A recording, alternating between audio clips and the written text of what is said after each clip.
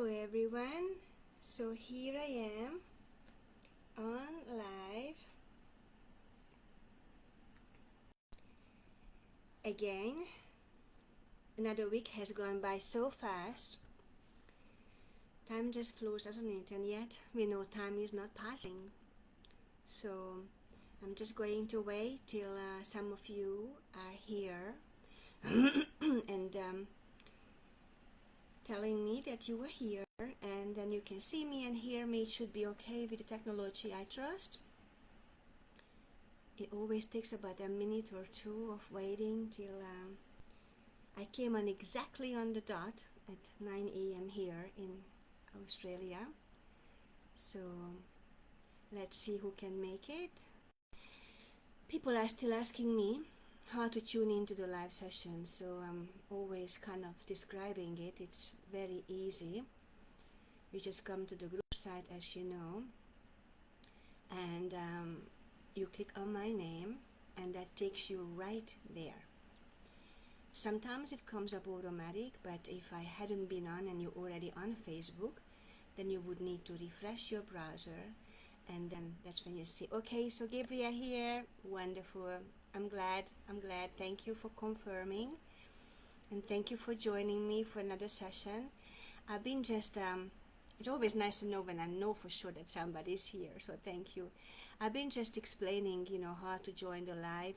People ask every week, quite a few times, they're still asking how to join this live session, so I'm just explaining how to join, as you hear, so you know how to do it. You have to come to the group site and click on my name. The other things that people ask, and that is like an ongoing thing, is how to watch back the replay. And I'm going to say it here now in case people start watching it, so many people can learn about it, because I do comment on it and I post about it, but I think people miss it. So if you are on the computer or the laptop, then you come to the group site, and there is a column called media, and then you click on that. That brings up three options, and one of them is the videos. And as you click on the videos, all of the recorded live sessions, they're all there. This is going to be number 8, I think. So it's all there. However, this doesn't work from the phone. From the phone, the live comes up in the middle of the photos, kind of lost somehow. And but they are together on the laptop. The laptop computer, there's an access to them. So they're all there. Because some people would like to go back to watch previous sessions multiple times, or some newcomers who only watched one, they would like to watch the previous ones. So this is how you do it. If you have a device, a laptop, a PC, a Mac, or something like that, you have this feature that all of them together under media, and within that videos.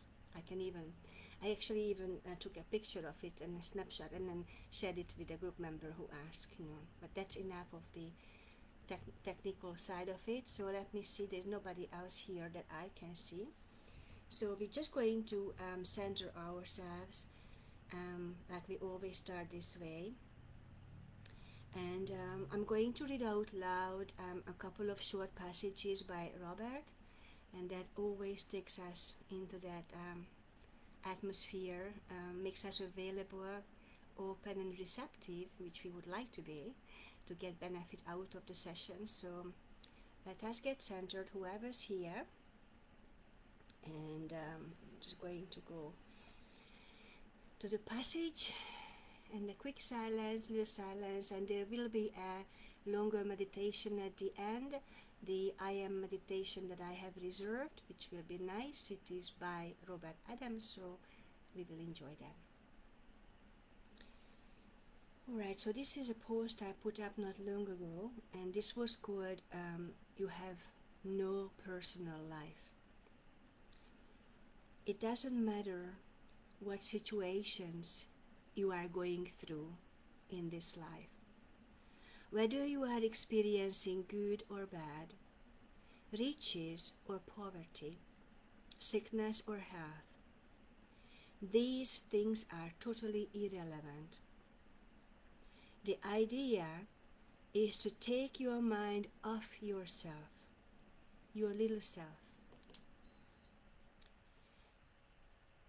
off the I thought, and merge your mind with the I am consciousness. Forget about your pittiness. Forget about your personal life. In truth, you have no personal life. You must always remember this. There is nothing personal about you. And one more addition to this, so we would not ever forget that we are the light. Understand that you are the light. The light is you, the self, the imperishable Brahman, the ultimate reality, Nirvana, the I am that I am. That is the nature of this golden light. See all the images disappearing, and only the light remains. Feel this light as yourself. You are filled with joy, filled with bliss, with happiness.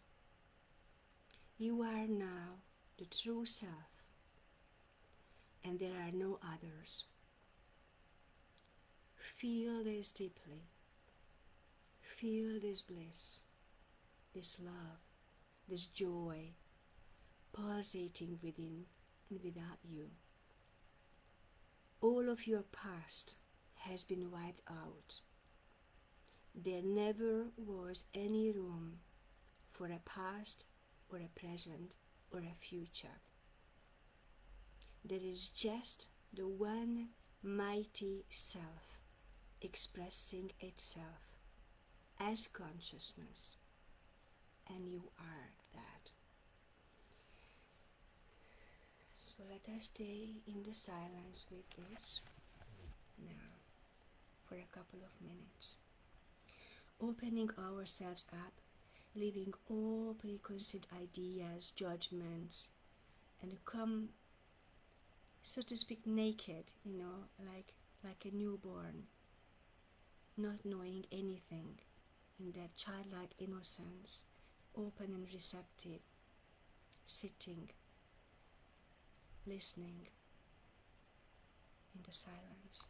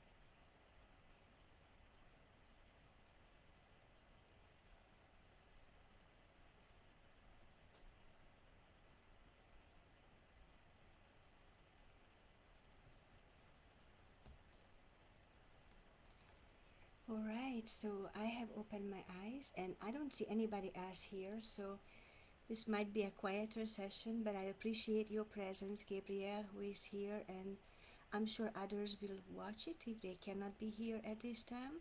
So I have got quite a few questions that I'm going to respond to the best I can. Again, the way I respond to these questions is based on my own direct experience, authentic experience, and also it's a combination following the teaching of Robert Adams. So it's following the principles that we are called to apply and my direct experience with them.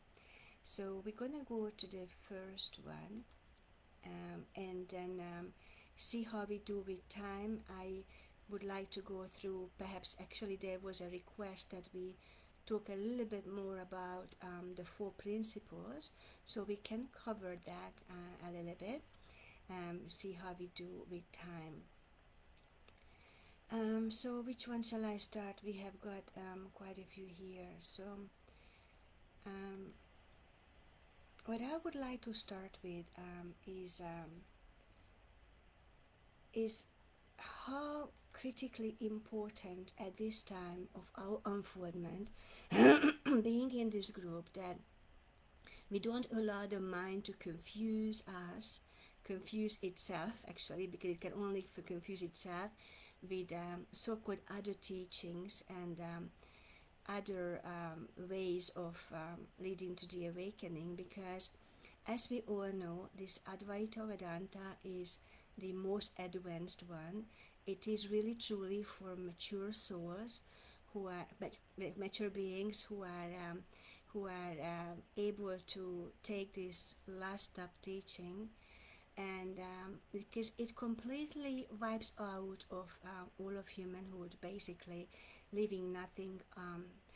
It's not a kind of teaching that is promising betterment and improvement and in the short term, and that is why after a while some people cannot stay with this, or they begin to look around and shop around.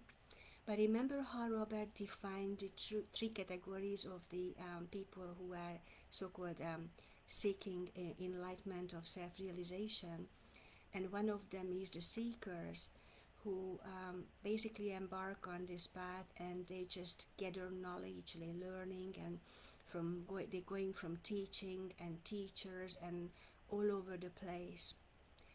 The seed maybe doesn't even have a chance to be planted. They already move on to another one. And there comes the second level, which is disciples. They find a teaching that resonates with them.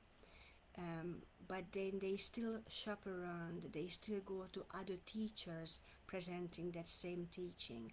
So the seed is planted, but it never has a chance to grow. It never has a chance to blossom into a beautiful flower, because they don't continue watering the same seed.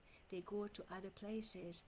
And there comes the third one, is the disciples, sorry, the devotees, and this is with the Advaita Vedanta. When they find the teaching, they find the teacher, they stop shopping around and moving around, and they stay here, and they continue watering the same seed, which over time cannot but bear fruit richly. So there was this comment coming from one of our beloved members, and that was Enrico. I'm sure he doesn't mind. I can speak to him directly. Um, I already responded to him, but it's good for him to hear it again. This is so typical that we are here and we impress in consciousness, we know the principles, we know what Robert is pointing out to put into application. And after some time, when we don't see the result yet, the mind kicks in, and it kind of tempts. It comes with a temptation to say, look at the other teaching that you had before, the other teacher. Wasn't there something more promising in the other teaching? And then they allow themselves to go to the other teacher or to the other teaching, and thereby causing total confusion to themselves. Because how could you possibly compare Advaita Vedanta and anything else? You cannot, because any other teaching that I have known of would promise you something in the humanhood, and then you would see the confusion and you would doubt yourself. You would doubt your steps, you would doubt if you are in the right place, if you're taking the right action. And so I'm going to read out loud this first question, and this is Enrico. So I have a question. I use sometimes to listen to Jeff Foster, but not anymore. But I have thought about the non-reaction. The bad circumstances happened to me the time I didn't react and express my feeling. For example, the job I lost allowed a person to take advantage of me without reaction, but inside myself I felt bad for not taking care of myself. I've wrote below this long text of Jeff, but you don't need to read all, just a few paragraphs and you will understand the point.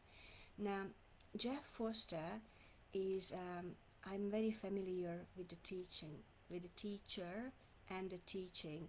About 10-12 years ago, there was a time when I got into his teaching and I followed his post, and there was a time when that gave me maybe some kind of comfort or direction.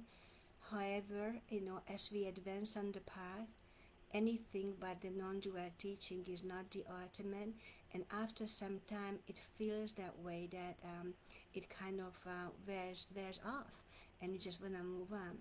Now, what we need to understand is, I'm going to read out loud just a couple of lines from Jeff. And I would like to say that I always like to speak as respectfully of all teachers, because I feel and know that all teachers that are placed in their role to do what they're doing is perfect, and not everybody is ready for this last step teaching, the Advaita Vedanta. And those teachers who are kind of seem to be speaking of humanhood, or speaking of opposites, and then working towards healing the opposites, they actually a level that a lot of people might be following, like thousands and tens of thousands of people, which is a much better of place for those tens of thousands when they were before, when they identify themselves as a victim.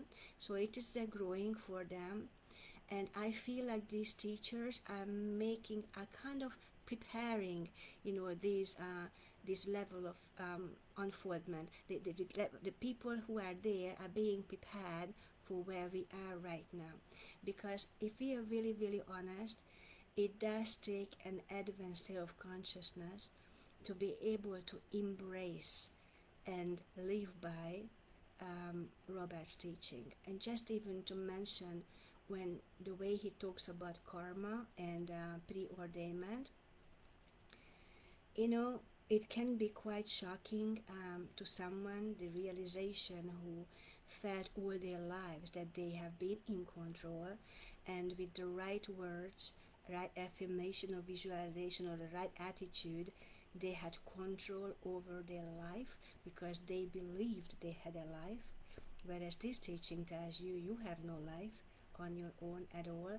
This is the life of, there's no life of personal life. So it's all of it is being wiped out, and so it takes an advanced state of consciousness to be able to grasp it and accept it, and then live by it, the knowing that I don't know what tomorrow brings, and I really have no free will. However, the inner controls the outer, and the only free will I have is the non-reaction. So that can be quite shocking. And when people hear that, if they're not ready for this, then they go back to other teaching that promises a bit more humanhood, betterment, healing, improvement in various departments in the human kingdom. So I have got huge respect for these teachers. They are at the right place. However, we cannot possibly compare them with this teaching that we are at, because it just brings confusion to the mind. And I'm going to read out loud a couple of lines because Enrico has been battling with this. Enrico, literally, Enrico has been battling. Not you, Enrico, the true self, but the third person, him, like this dream character figure, has been battling, with the fact and how to reconcile the belief that he made a mistake in the past because there was a better apartment offered or a better job offered and he wasn't quick enough to act on it, and now he thinks he missed out and then suffering the consequences. Whereas there is no way he could have avoided any of what came into his experience because it was simply the karmic flow coming into the present sense. And so that is what he's been kind of trying to accept or see with the eyes of God, with the eyes of the true eyes, to see this truth. So the Jeff, this other teaching is basically the teaching said, I'm just giving an example how we can give, how harmful it, not harmful, but really confusing it can be to the only to the egoic self, of course, or into the personal sense, when we bring in other teaching. And then because Jeff says in this line that I think one of the biggest shadow sides of spirituality in general is that it can make us lose touch with our humanity. So he believes in that humanity. And then he says that we ignore our buried trauma. So he believes that there is a trauma, whereas with this Advaita Vedanta, we know that nothing has ever gone wrong. There is no trauma, there is nothing happening to nobody. Then we continue saying that we avoid the darkness and try to reach the light. So he believes in darkness. He believes in the opposite of the one eternal truth. That's what he says. And then he continues saying that the monster inside us doesn't go away by singing mantras. So just the fact that there is a belief that there is a monster inside us, there is to begin with, there is no inside, there is no out, and there is no monster because there is nothing there, only the self I am. But he's working on that dual level. And then he does touch that. So basically his teaching is that unless you feel the so-called trauma, the emotions, you're not going to be able to assimilate them. They're not going to be able to get transcended and transmuted. And I don't know if you remember, but I think it was a live session, the last live session, when I actually used the word, I think I said allow, allow. It's not like we're going to identify with the emotions, with the grief or the hurt or the fear or the worries. But it's very important, and I agree. I'm totally agree on this one with Jeff, that it's very important to allow it to be there. It's just like with the thoughts. We're not picking on the thoughts, good thoughts, bad thoughts, and choosing. We're just totally divinely neutral and indifferent to them. So when the emotions rise, we're not gonna, when I say push them down, because in a way we deny them, we know they're not there, but we're not going to resist them. This is a very delicate dance, a fine line when we allow something to be there, knowing that it's not there. So why fighting something when we know it's not there? But definitely don't have to go um, into that complete identification with them, because otherwise we feel it's happening to me. So with this one, this approach that he's presenting with Jeff, he says I, that something is happening to the I, and we got to do something about it. Whereas with the Advaita Vedanta, there is no I, nothing is happening to nobody.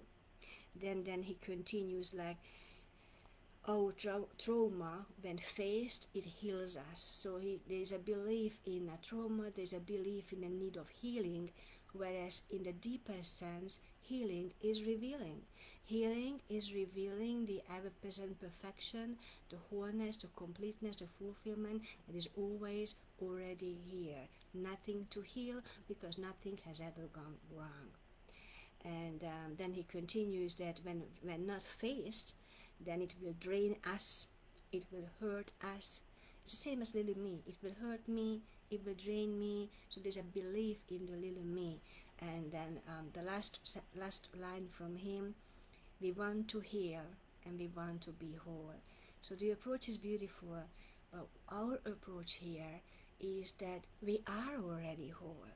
So we don't need healing, because if we need healing, then we believe the sickness existed. There is sickness, then we need healing. So that is why I'm saying this is a very different one, and it is important that we look at it when this doubt comes, because I'm sure, and then the reason why I want to address it, because I'm sure it's not just Enrico.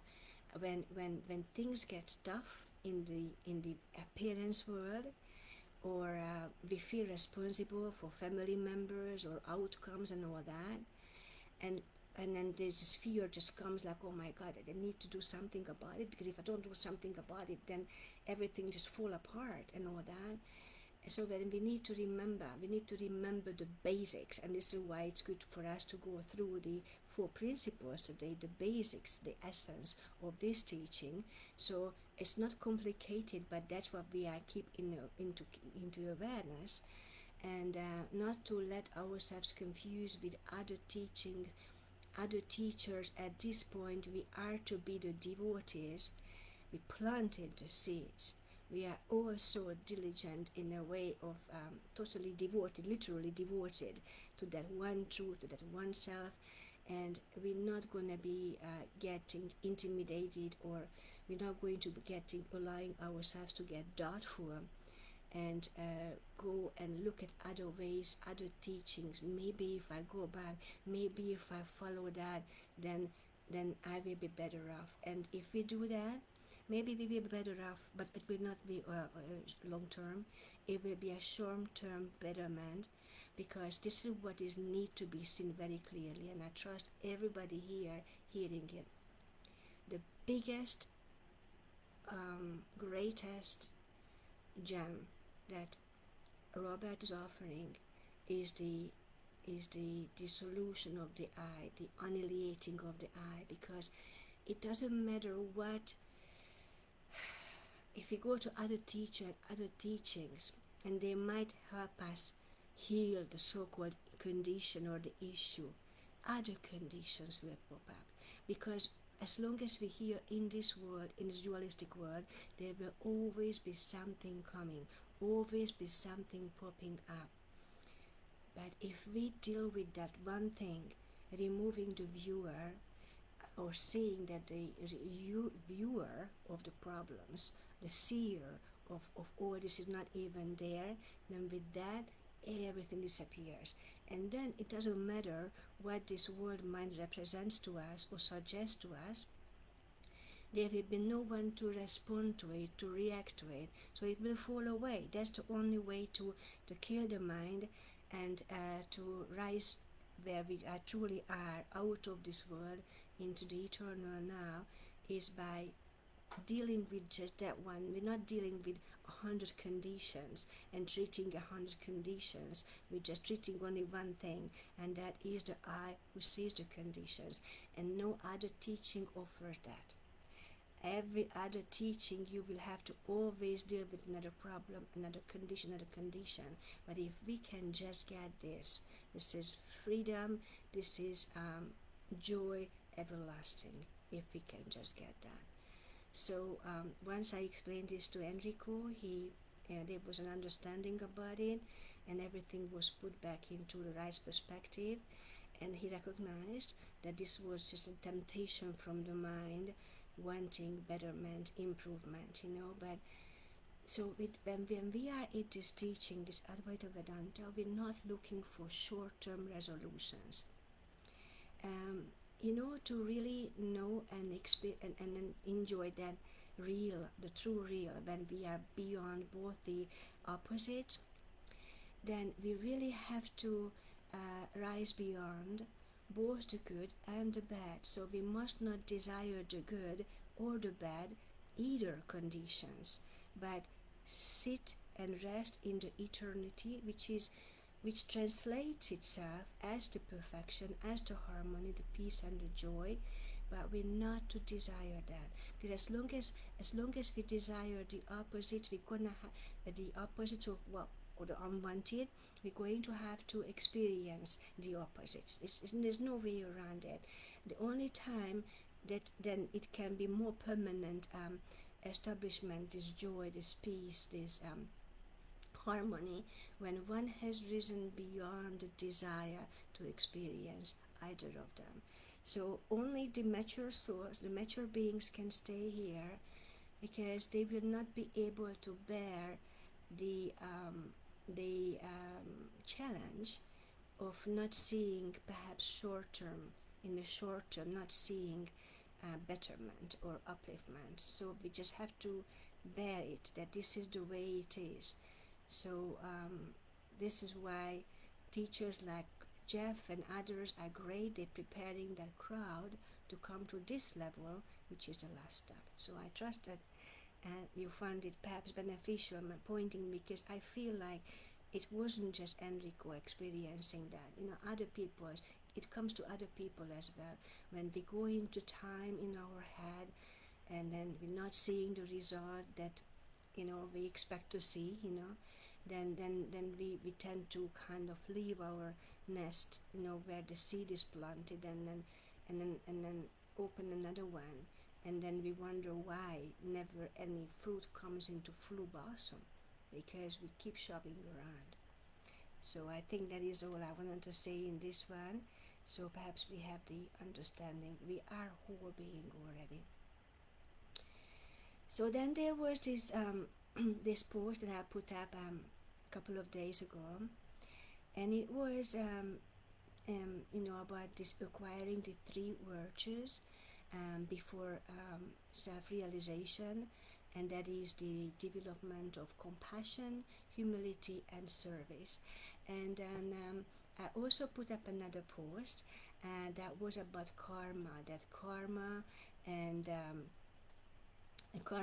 experiences and lessons are only for the I thought. So there was this question, and I responded publicly, because I think it's really important to have the clear understanding of that.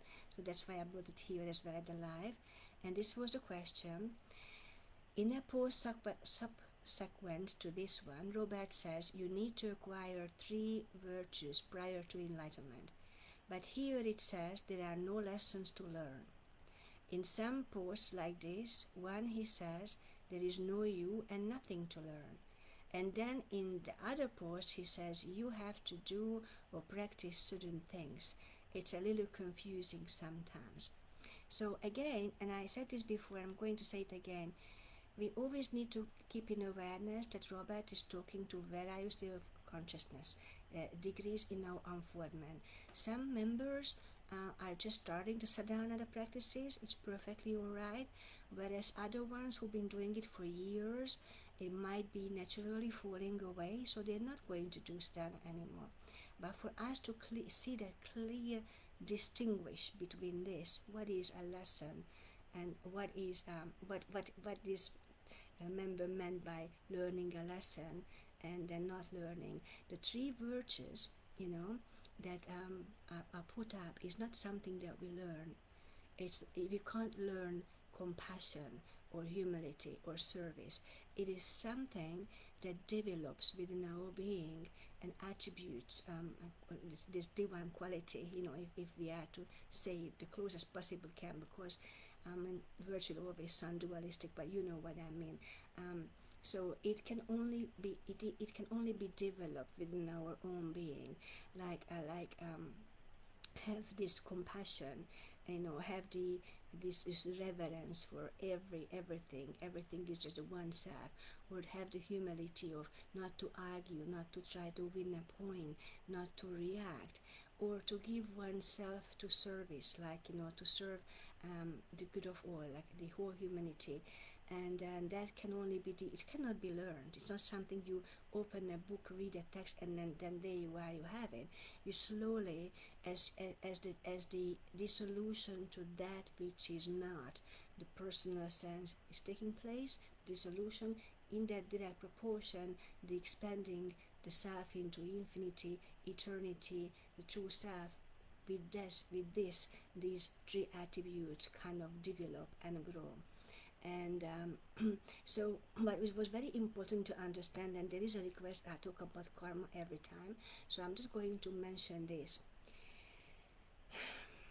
I'm sure it's everybody's experience. You can look back and see when you literally tortured yourself, over a mistake you thought you made in the past, that you could have, or should have, or shouldn't have, would have, but you didn't. If I had known, I would have, but I didn't. And then there is this regret, living with this regret or this remorse. And this is a torture because it will never come back that time again. And this is how it was done. And this is what Enrico is also battling with, this torturing himself over this mistake that he made, and the bad experience is coming to his present life now because he didn't act on the offer on the better apartment or the better job. So then sometimes when this happens, and then we put it down like, okay, I haven't learned my lesson. So this is why it keeps coming to me, and it will keep coming to me until I learn my lesson. But we need to see something very clearly. In the Advaita Vedanta teaching, there is no lesson to be learned because there's nobody here to need any lesson, because we're not working towards any improvement or betterment. So there is no lesson to be learned. And it has to be seen. And until and unless it is seen, the torture will continue. Unless and until it is seen that whatever comes to our present tense, no matter what happens, it's unavoidable. There's no self there that could have avoided, because no self there who has got a separate life or even a life apart from the one. And it's just simply a karmic past that comes into the present sense.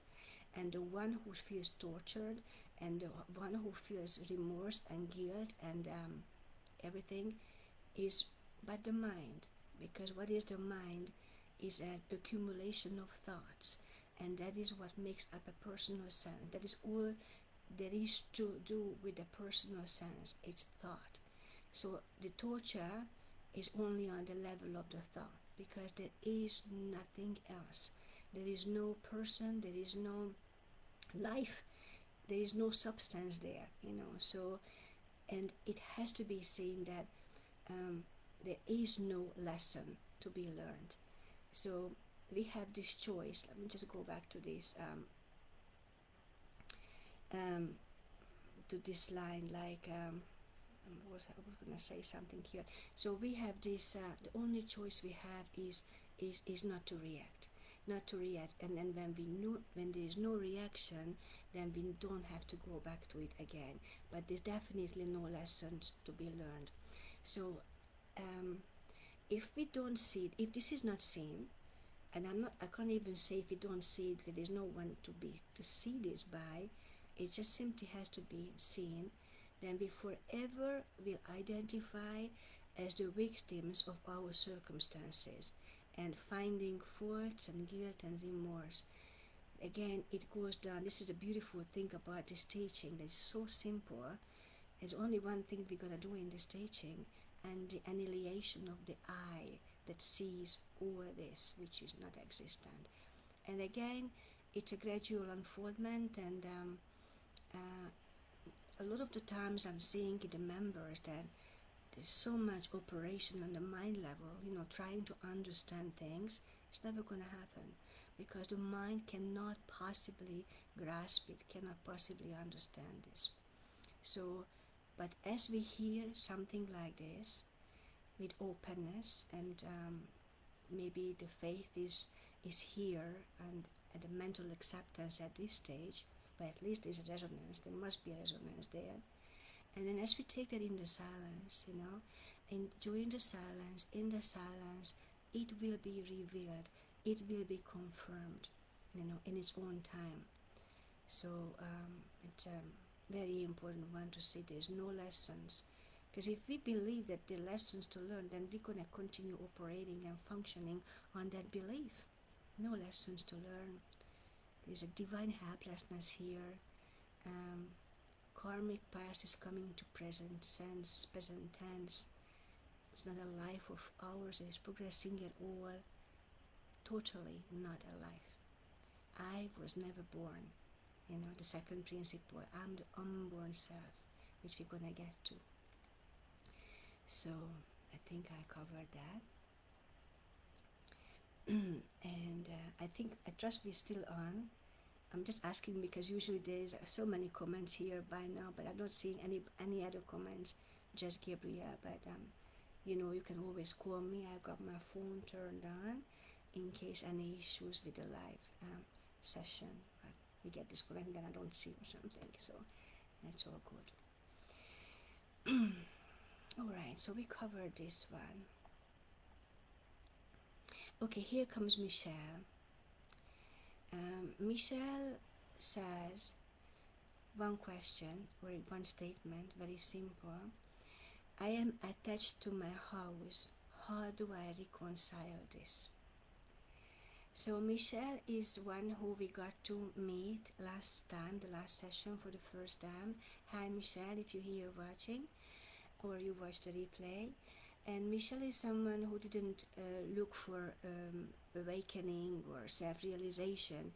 It just spontaneously, as she recalls, started a year ago, and everything kind of got turned upside down in her life experience. Whereas before, things went nicely and smoothly, and it all feels like turned upside down.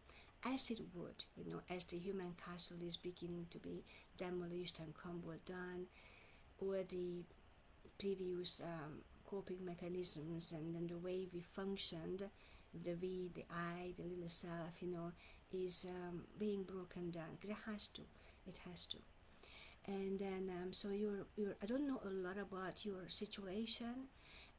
You're mentioning here, I'm attached to my house, how do I reconcile this? So there's not a lot I can say, because I don't know too much, but all I can say is that how do you reconcile this? First of all, in this beautiful method, the self-inquiry, is number one that we ask is, to whom does this come?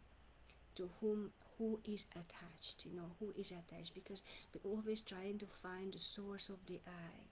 That's how the mind gets demolished, kind of killed, and that we need to find the source of it, So to whom does this come? And after asking the question, we're not going to respond to that, because any response that comes after that would be from the mind, from the known, which can never be the truth, So there is silence, and as we continue asking this, the silence, the gap between the next thought will widen. And then also to ask the question, who is afraid? There must be a fear of losing the house. And also there must be an identification, there must be an ownership, thinking that it's your house.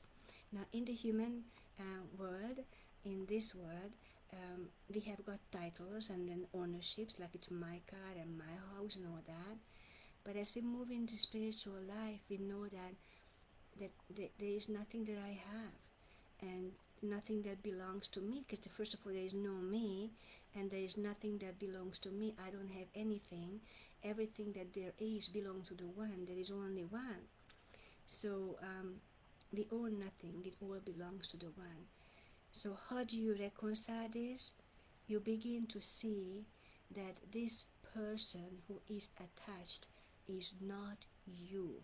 You need to completely re-identify yourself, separate yourself from this personal sense.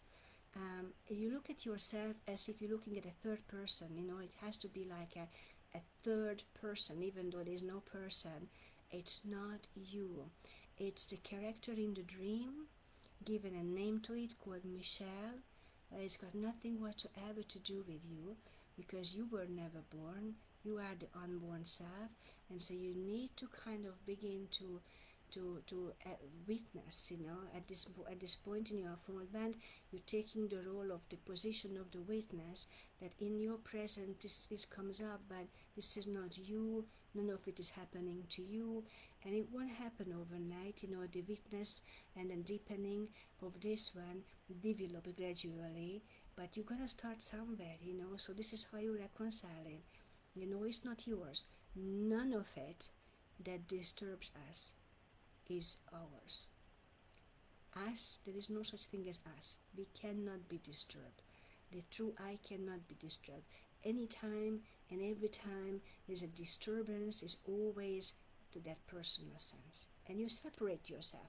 And I always say 500 times a day, because I believe that when we are authentically watching every moment, every minute, every second, we have about 500 times opportunity a day to identify correctly and re-identify over and over and over again.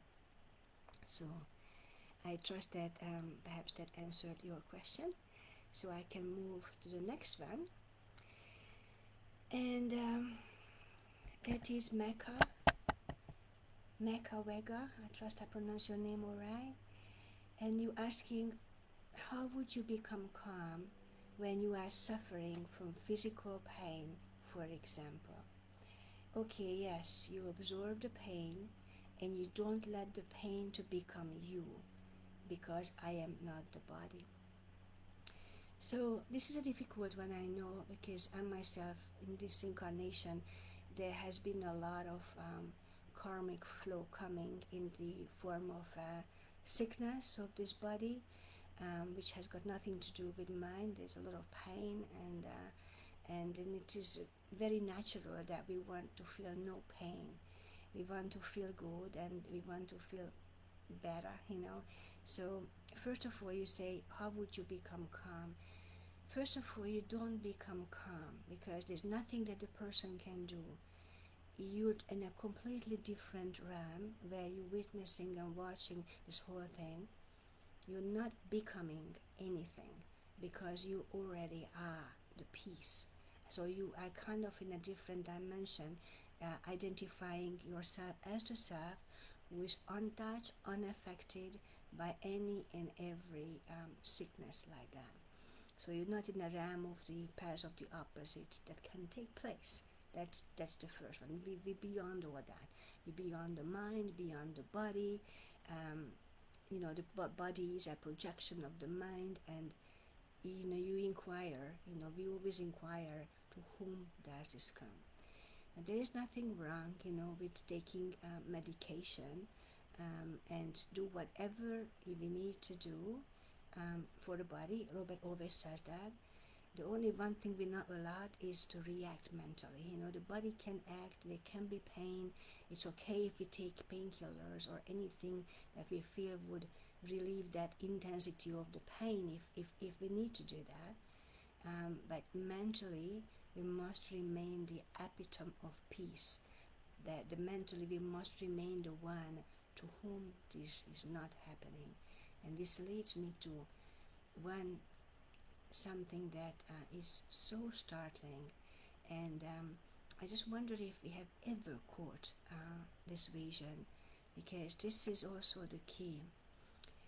As long as we believe that I'm experiencing something, then we're gonna continue on this realm and experiencing things, which is not true, because the true self is beyond experience, and therefore there is no experiencer.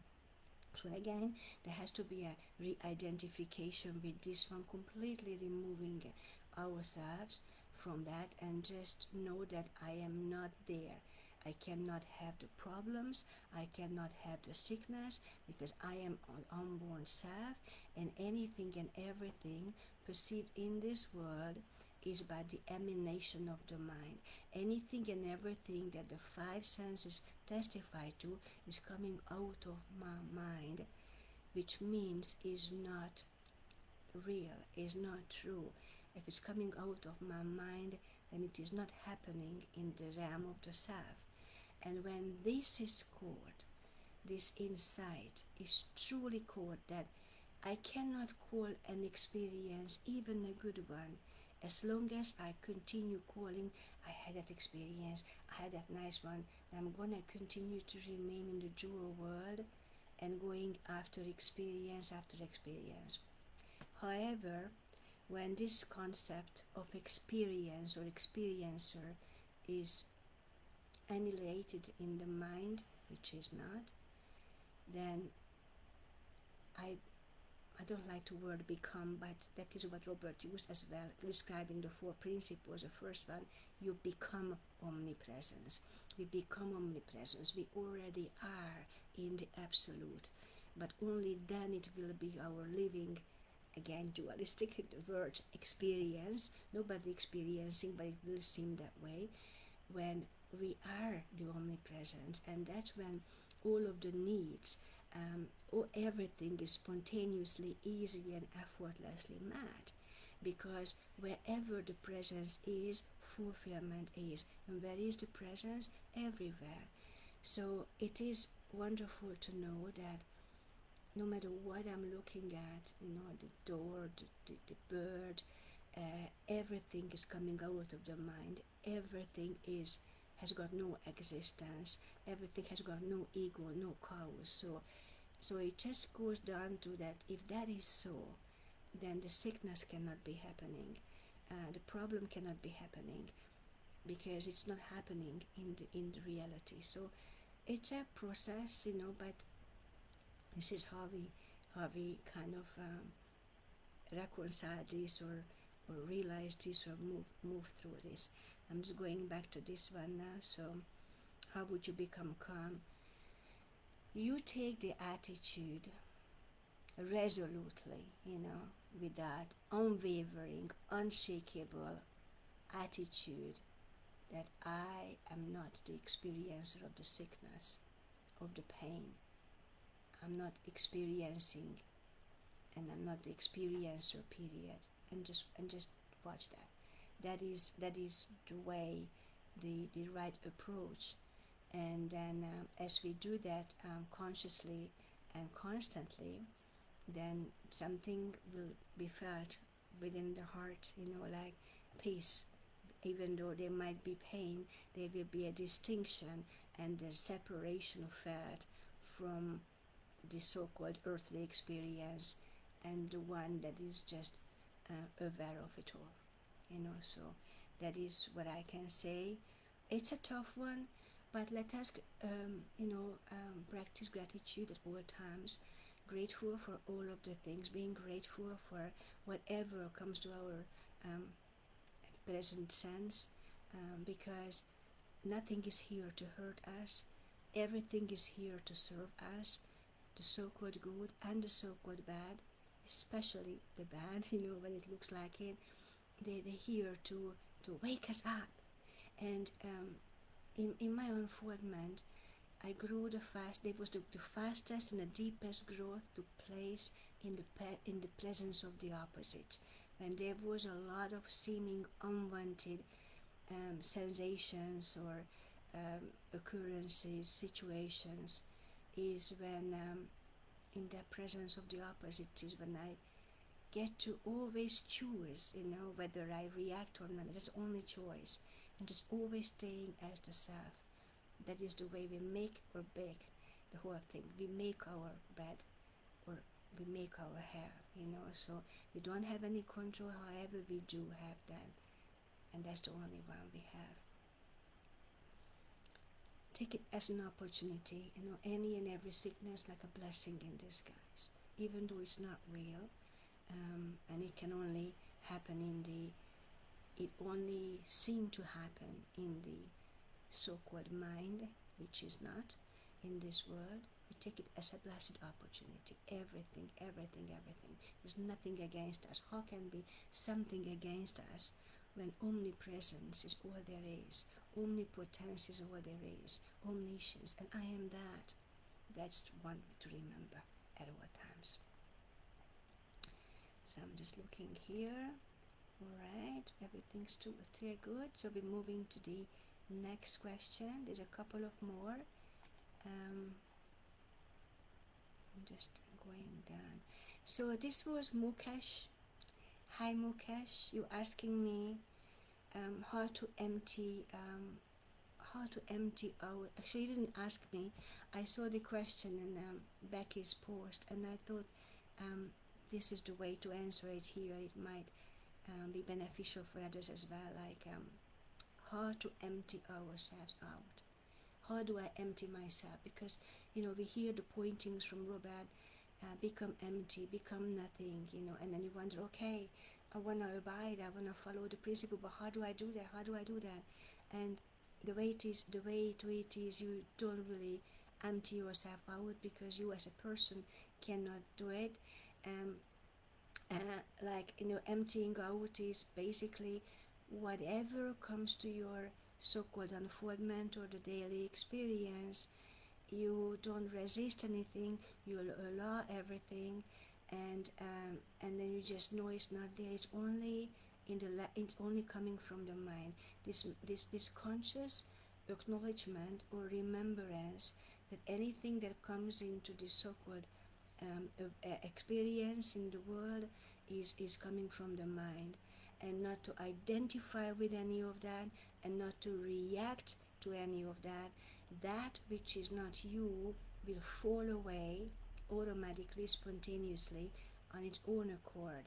And that's how the emptying is taking place. We're not trying to fill ourselves up with coping mechanisms, safety techniques. Um, the personal sense always wants to know the way, always wants to know. It needs to know how it's going to turn out, how I'm going to be able to pay this, how I'm going to do that. So leave that alone and remain in this blessed silence, and let grace come to your experience. Let grace take over, and whatever grace takes away, you don't try to hold on to it or be attached to it. And whatever grace brings, in any shape or form, you humbly accept it.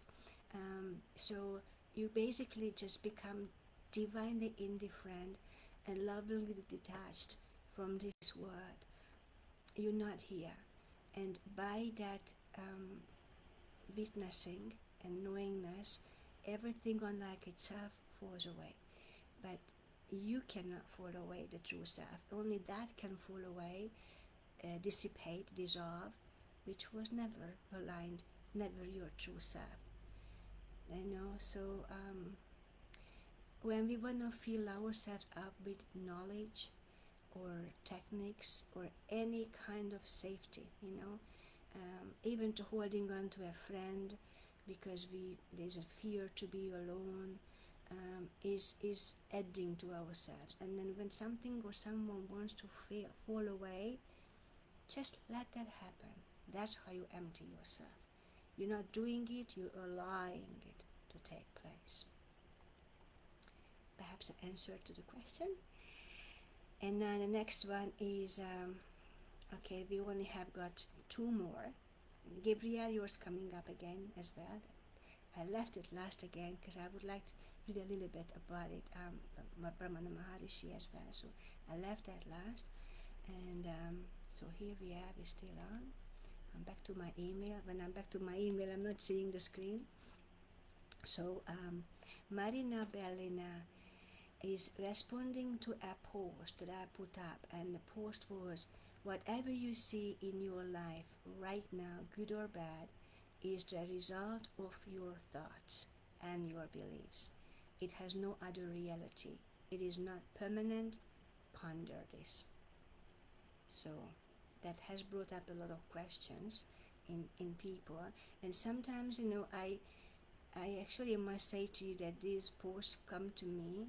I'm exploring, Robert every single day, and specifically opt to, not that I'm choosing because already in the replay, I'm just acting on what's here. But the way it comes is that almost on purpose I put up seemingly conflicting ones, so that the question would rise, because we need to be clear. So sometimes a post comes and then the next one is almost like contradictory to that one, but there's never any confusion or contradiction. So, but it's good if there is, then it comes up and then we can clarify that. And this was one of them. So this is the question from Marina.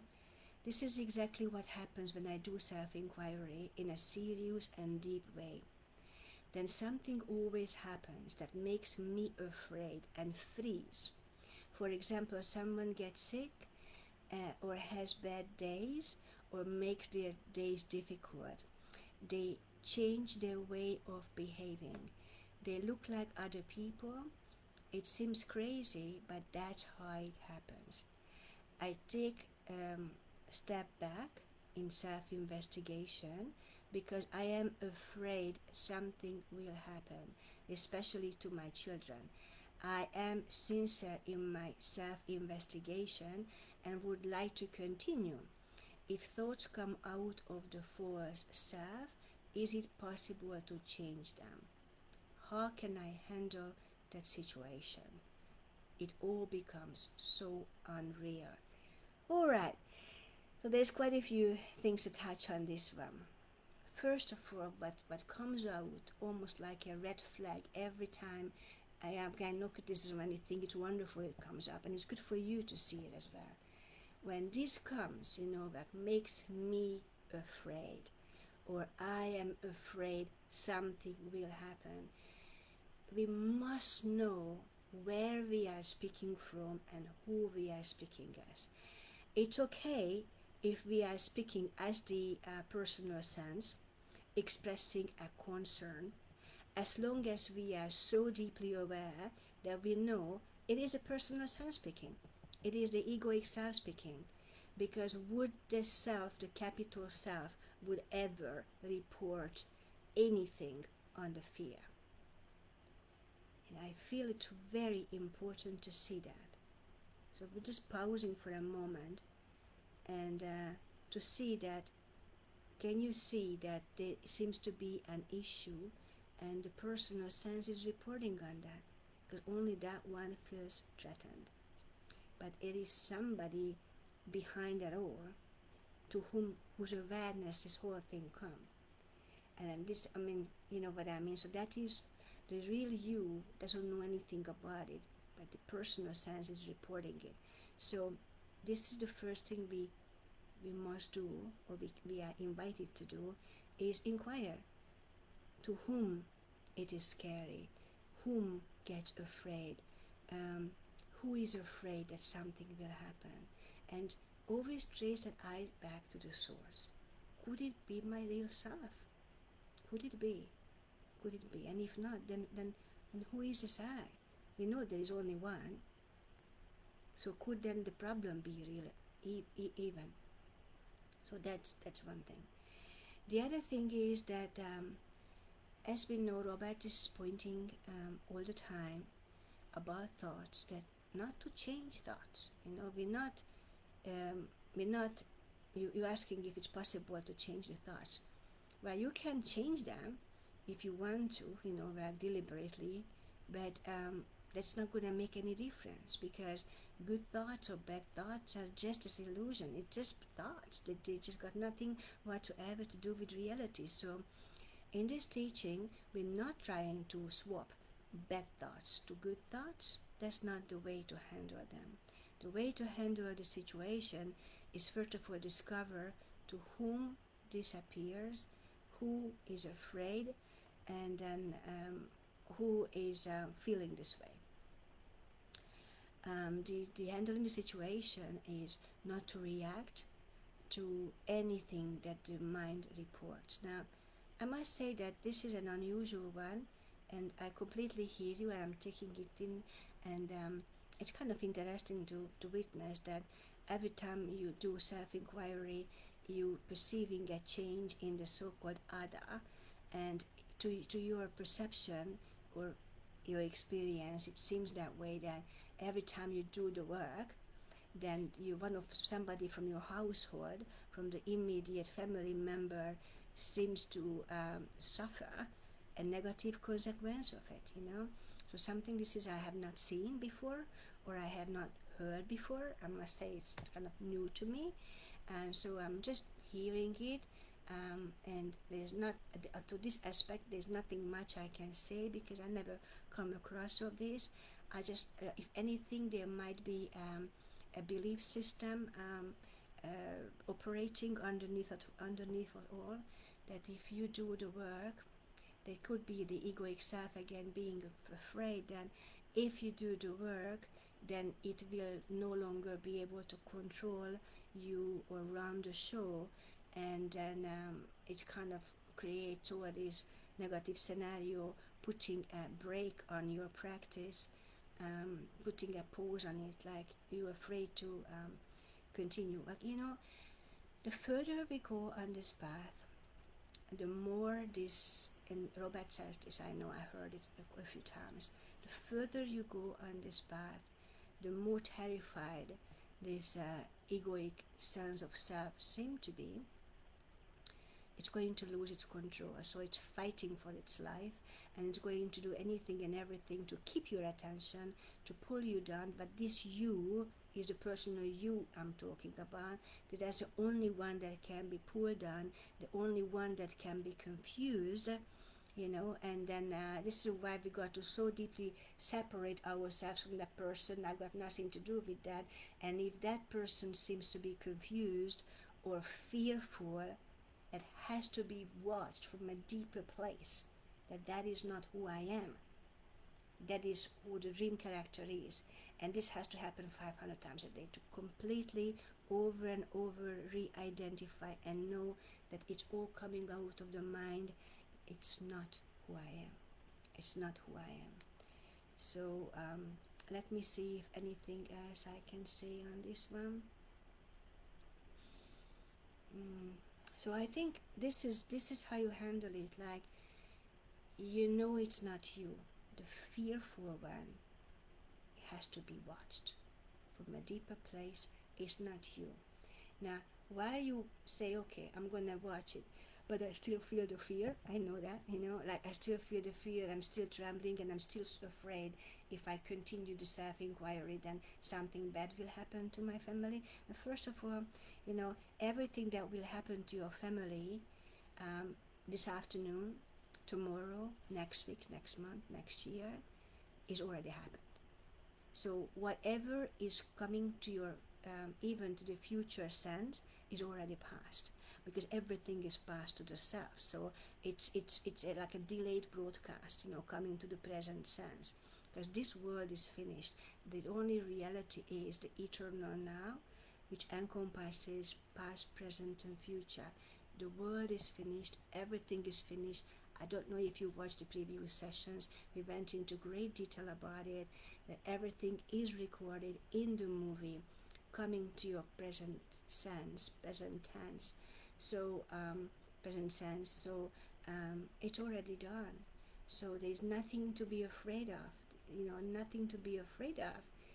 Just to watch and to know that none of it is you. You're not there. Your family is not there.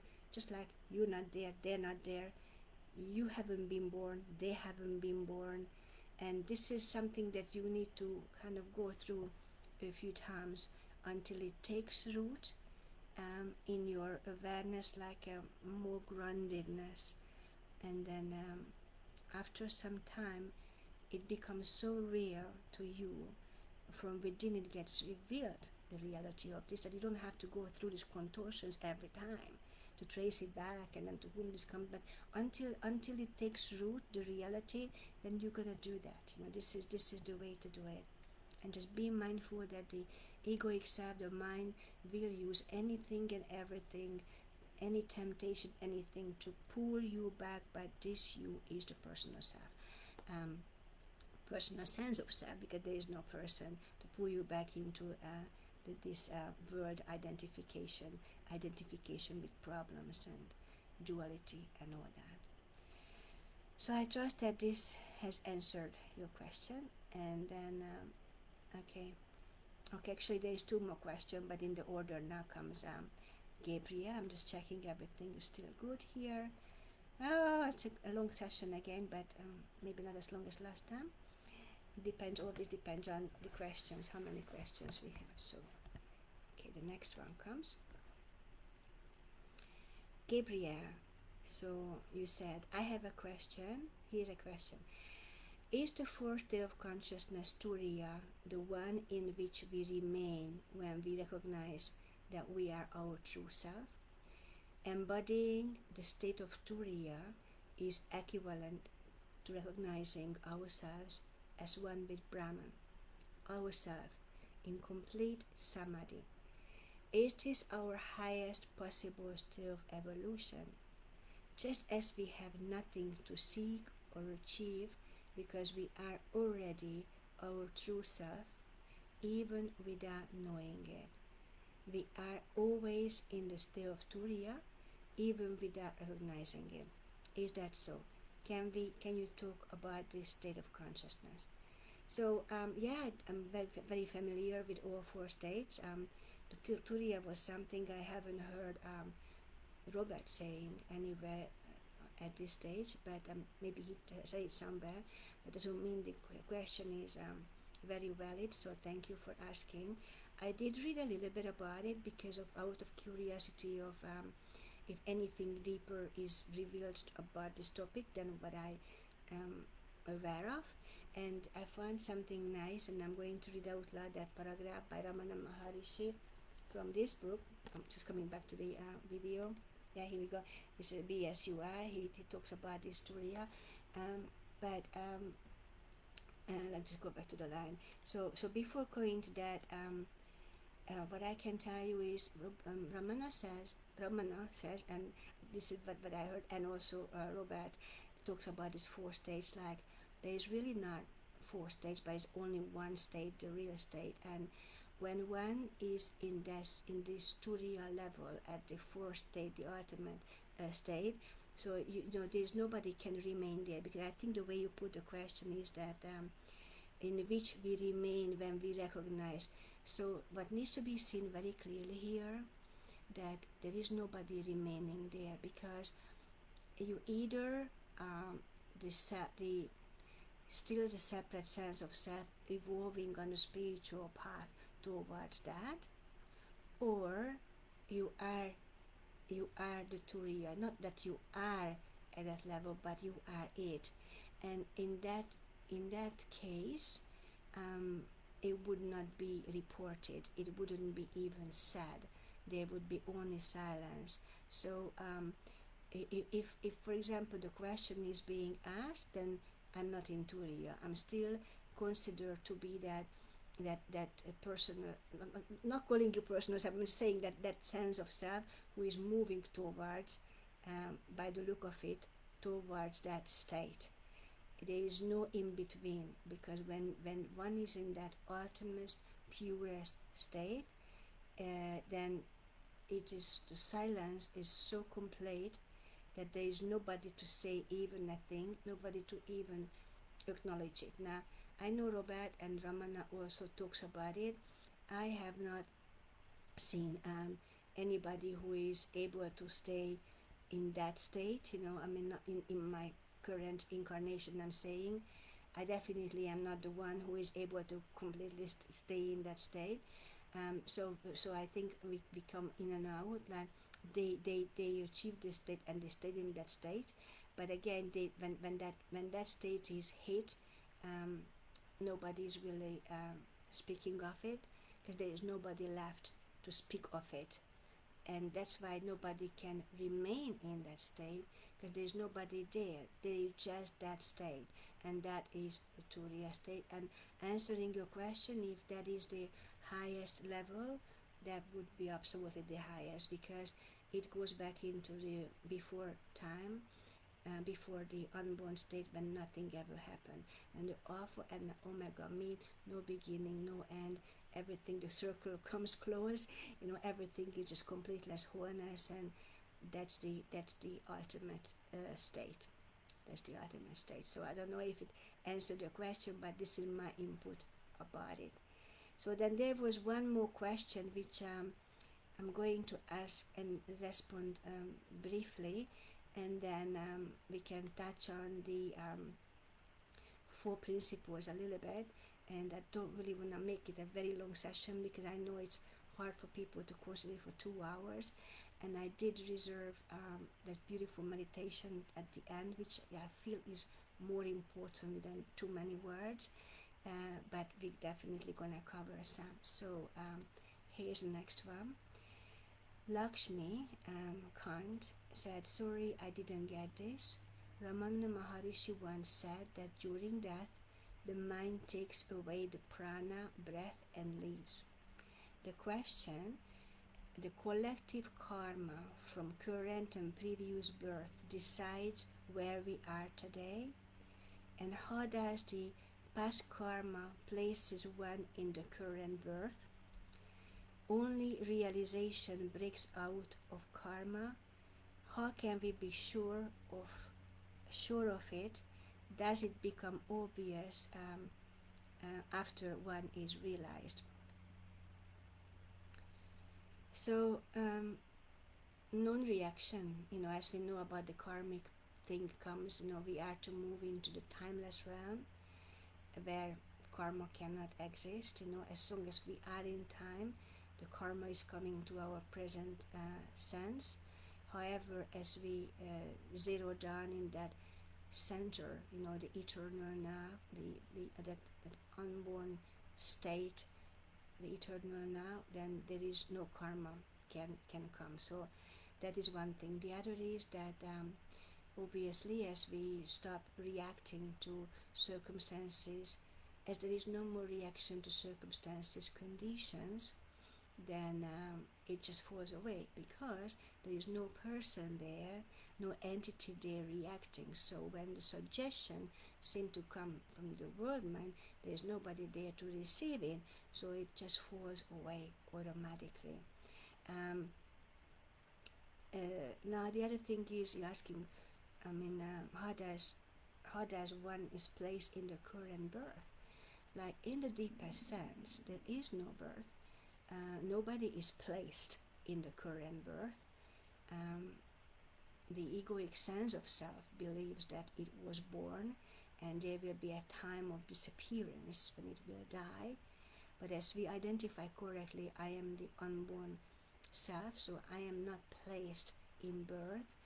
The seeming birth of the body coming into this world seemed to take place, but not in reality, only in this relative world. To whom? And it's not happening either, but while the belief in the body and the mind is taking place, then it seems to be happening that way. So how are you placed in the current birth? You're not. It's just a karmic something that seems to occur and reoccur until and unless the complete disidentification with that is taken place, knowing it's not happening. There is no experiencer, there is no experience, there is no time. There is no time is a really big one, because you see, any experience, anything that we call experience, even the good one, can only take place in time, because it needs space. It needs room to take place. But when infinity is collapsed, eternity is collapsed. When time is collapsed and space is collapsed, in infinity and eternity, there is literally no room for anything to take place. However, it's paradoxal, because everything is already within the eternal now, and everything is simultaneous. It's a little paradoxical, but you know what? We kind of not trying to understand this with the mind. The truth of it is revealed from our being, and when the silence is deep enough. So that comes to everybody, all of us.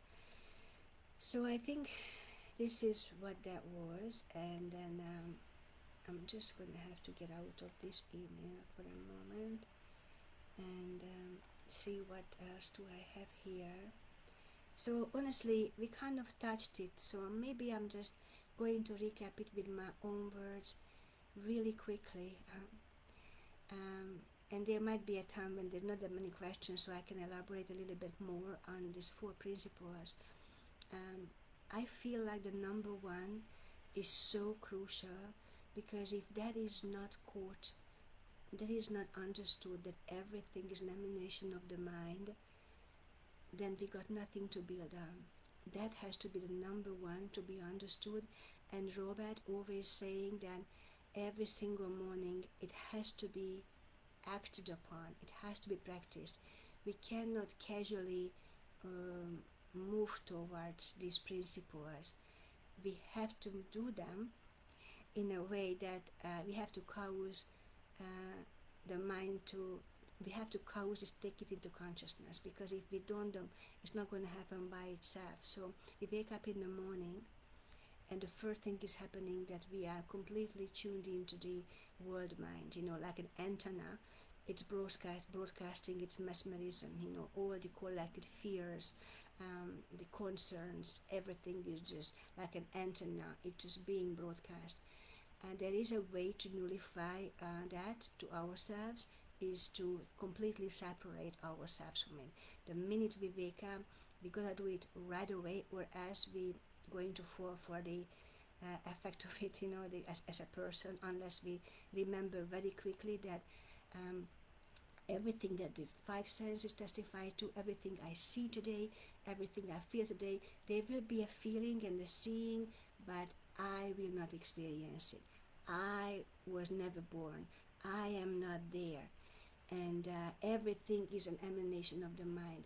And with that understanding, that no matter where I look, everything is the emanation of the mind, and then it just automatically, almost like the four principles is so beautifully done, that it's all kind of one, really, because it just says that if everything is the mind, coming from the mind, and none of it is real, then like deny it, which is the fourth principle, like this is not this is not that, this is not that, and who am I is what remains.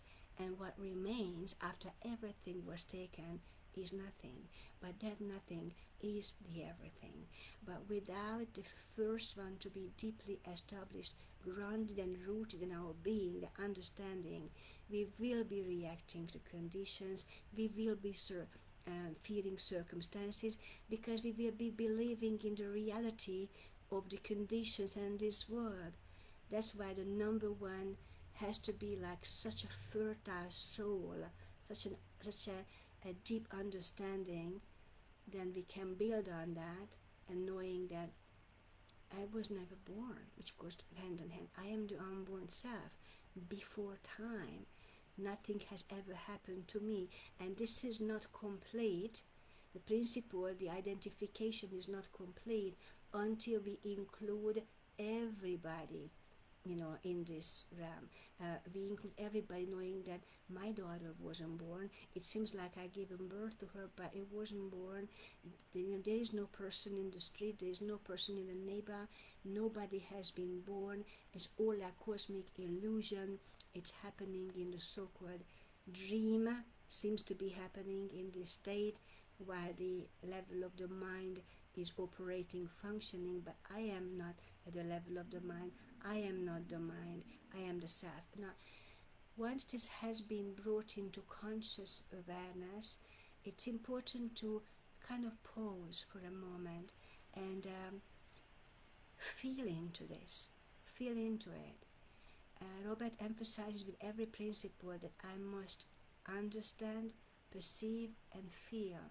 Now, we might not feel it initially, but with ongoing practice, ongoing intention, to feel into what it would be like if I had no past. That's how we feel into the unborn self. What it would be like if I had no past. What it would be like if I had no future. That there is just nothing to be regretful or remorseful about, nothing to be concerned about. And all the baggage just kind of collapses, and there's just nothing there. And then what it would be feel like? There would be like total peace, total silence, total bliss, And then there's another principle, which is the and then when I was going to say, when we do worry and when we are concerned, when we react, then when we're not understanding the first principle, that everything is coming out of the mind. But when we do understand, I missed this when I wanted to say this, when there is an understanding of that when we become omnipresence, which we are already omnipresence, because if none of it is there that I am, only the I am is real, the self, but nothing that I'm seeing is who I am, then everything that seems to be is who I am. So I am the omnipresent self, but not what seems to be. You know what I mean? And that's the omnipresent self. And once it is established, then it is realized in consciousness to a certain degree, and that's when all of the needs are met, because it's a spontaneous, automatic fulfillment, and we don't have to struggle and strive and brainstorm and figure out how to make ends meet. One has to do that when one believes responsible, when one feels responsible for their life or the life of their loved ones. Then they have to struggle and strive and solve problems and all that. But when one knows that the loved ones were never born, there is nothing that is real, only the omnipresent self, then everything, then as the mind departs, leaves the driver's seat, then the consciousness takes its place. And when consciousness has always been here, but takes its place, is real, it can come into function and reveal the truth in every way. So that's what it is. So then there is a third principle, which is everything is sacred. Nothing has an ego, because nothing has ever been created.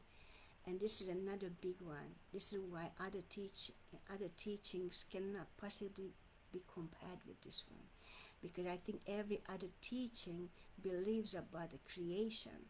I mean, the whole humanhood is striving and moving towards accomplishment of goals and betterment, and then they believe that I'm to create, and but this is the understanding that nothing has caused, nothing has been created.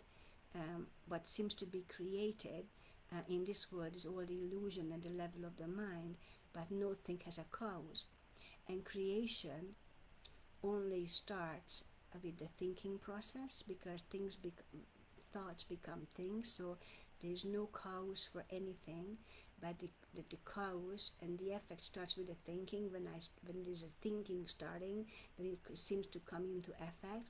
That's why the reverse is when the thinking stops, then the effect and everything dissolves and back to nothing. So back to nothing, nothing has ever happened. So it's very, very crucial to move through the day, and whenever something or anything comes into appearance, whether it's nice or not nice, or disturbing or not disturbing, to know that it's not there. It's not there. The bad is not there. The good is not there. The evil person is not there. The beautiful flowers and mountains not there, because what is there? Only I am. Omnipresence is there. Everything that seems to be there is only at the level of the mind, which is not. So this is the method. This is what we use. And then comes the fourth principle, which we already covered, that is netty, not this, not that.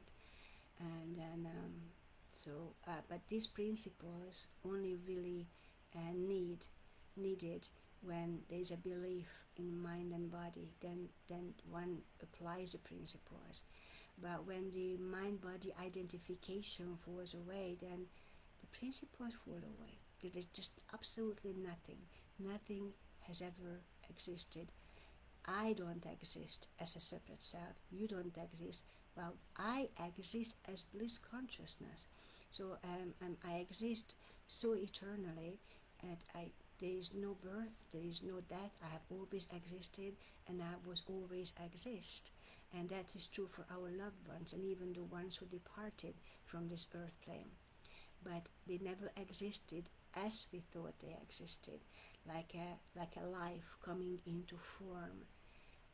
The life between the so-called birth and the death is not happening. There is no life there.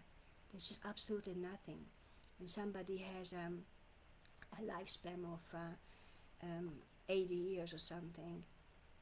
The life that we seem to experience doesn't exist. Nothing exists in real in this world. So again, this cannot be possibly realized overnight, but with practice, with always being aware of this, And it's not a lot that Robert is teaching, because if anything he's teaching is just to keep it very simple.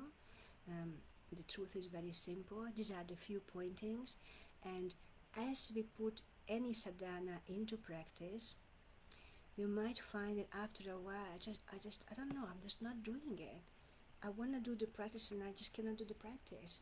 It's actually a great sign that something has been so deeply established, and then the personal sense is so deeply falling away that the practitioner is falling away, as well as the practice. For nothing is needed. That was needed for years, for quieting the mind, but that was all that is for, because there is no mind, so there is nothing really to quiet in the deepest sense, but that has its role. So let us just not have that panic or that doubt or whatever. Oh my God, I'm not doing anything, because that is the end bit.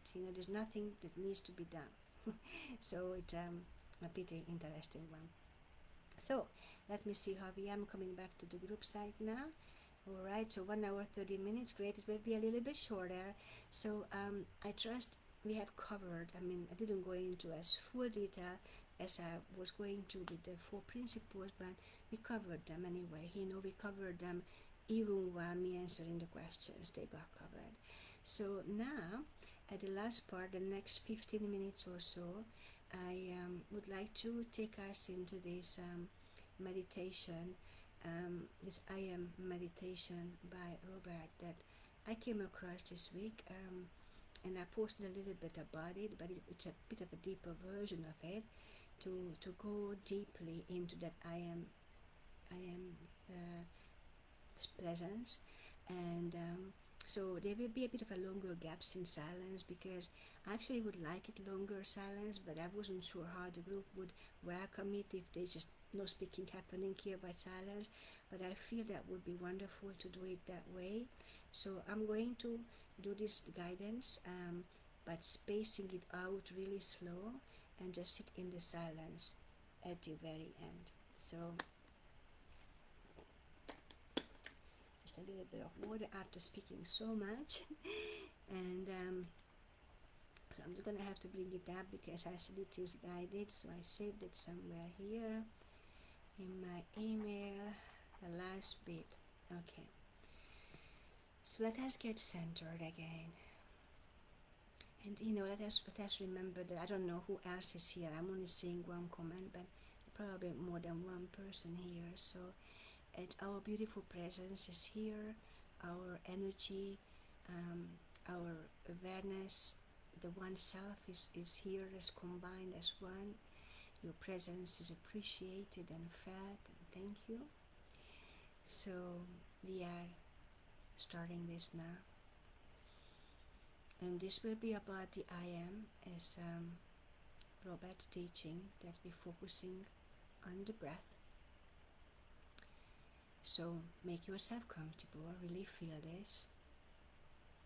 Close your eyes, focus your attention on your breath. Observe your breath, your respiration.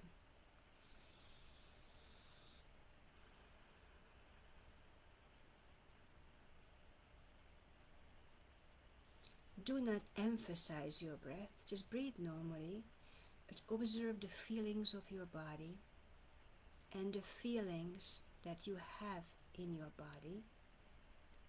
Observe them, watch them.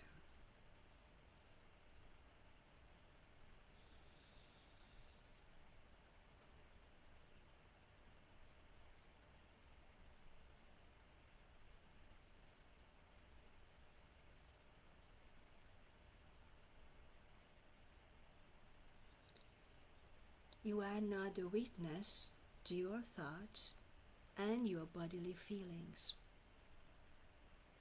Do not try to stop your thoughts or change your thoughts. Just watch your thoughts. Remember, you are the witness. No matter what your thoughts tell you, just watch them.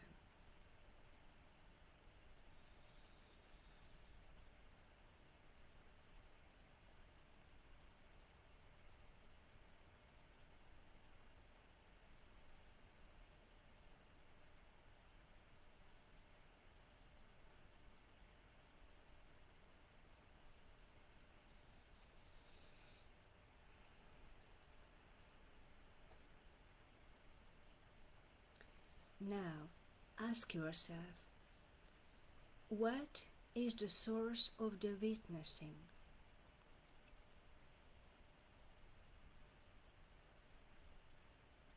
And the response might come, it says, I am. So with your respiration, dive deep within yourself as you say, I am to yourself. As you say, as you inhale, you say I. And as you exhale, you say am. With every breath of I am, feel yourself diving deeper and deeper and deeper and deeper within the self, within the heart. With every breath.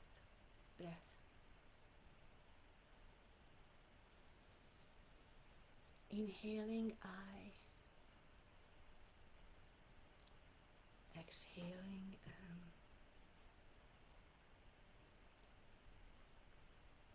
Inhaling I,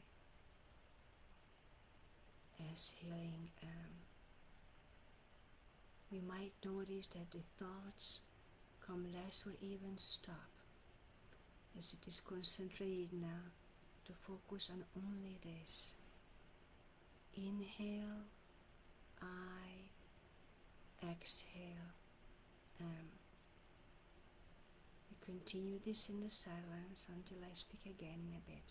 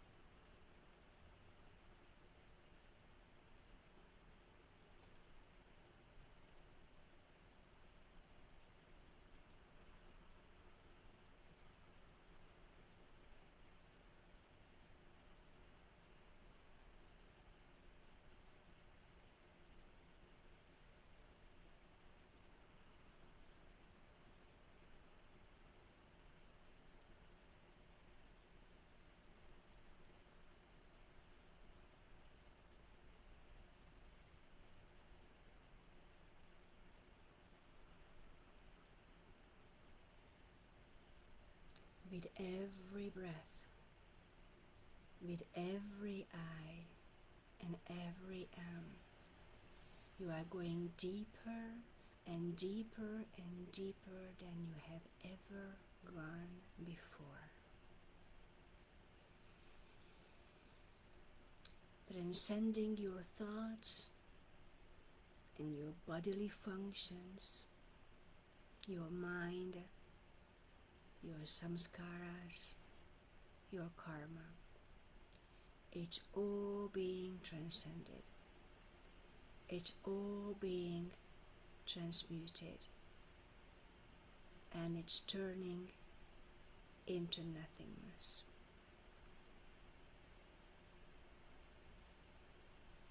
You are becoming absolutely free. As you go deeper and deeper within the I am. So let us continue for a bit.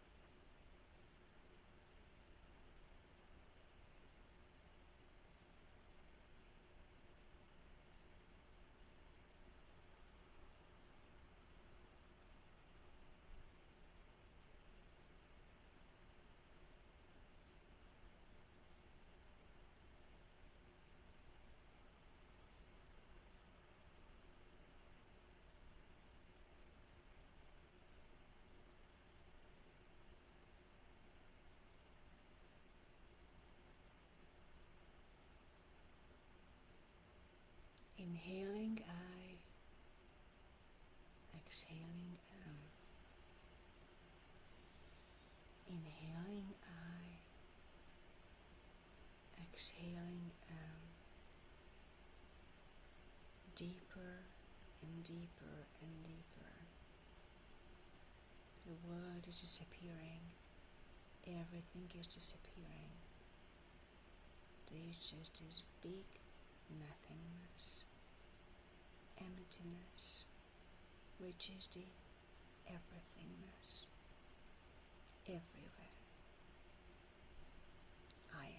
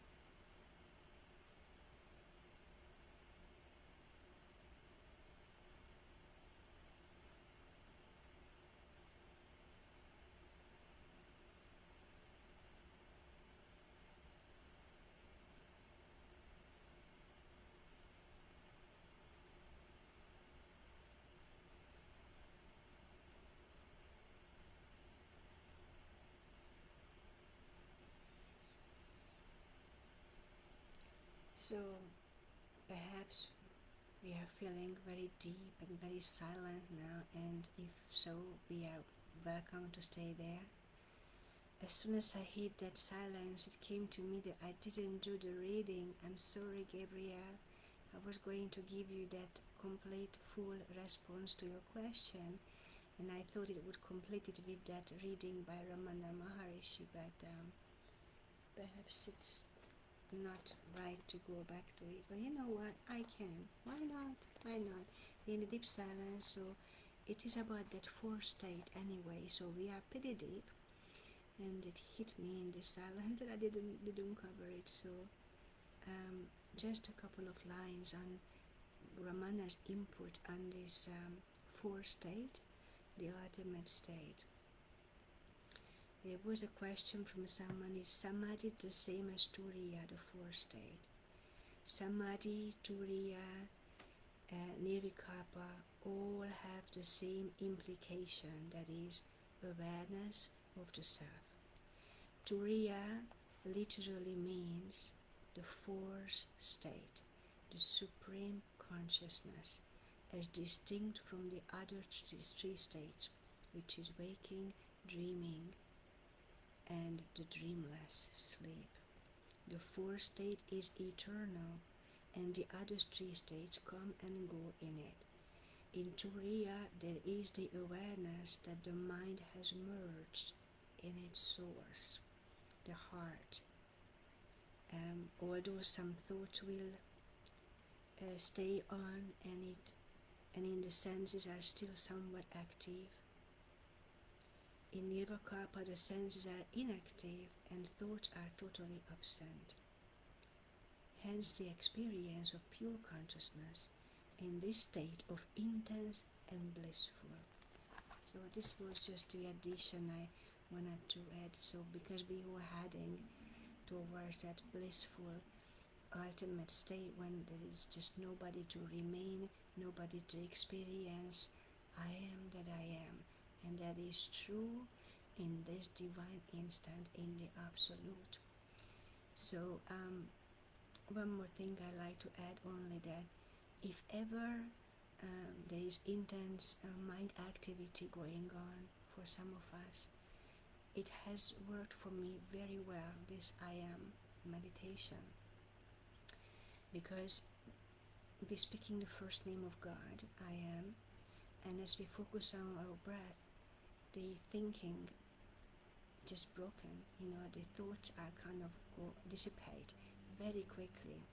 So, and then I only really use this for just very few times I say it, because after some time there's just nothing wants to be said, just silence. So we can continue with this beautiful practice I am as often as we like, and it truly quiets the mind until the moment of even no thought, and there is just that oneness, the one self here. So it's a little, it has taken me quite deep, but I'm speaking. I appear to be speaking anyway. So I thank you so much for everybody who has been here. I'm yet to see it after this live session ended, who has been here, or maybe you will comment if you would like to watch it. I appreciate your presence and your questions always. So let us stay in the oneness of, let us stay in the presence of love and peace and appreciation and gratitude for the self itself that is always here. And let us move into this so-called coming week, having a fabulous week with joyous anticipation of no matter what comes. There is an embrace of it, there's an understanding of it. Everything is looked at as a blessed opportunity for transcendence and transmuting and being who we truly are. So we're not judging, nothing good, nothing bad. Everything is just perfect, a blessed opportunity. So that is the attitude that we take on, or at least I take on, and you might like to come with me on that one. So this is the end of our session. Thank you again, and I shall see you again in 1 week time. Bye for now.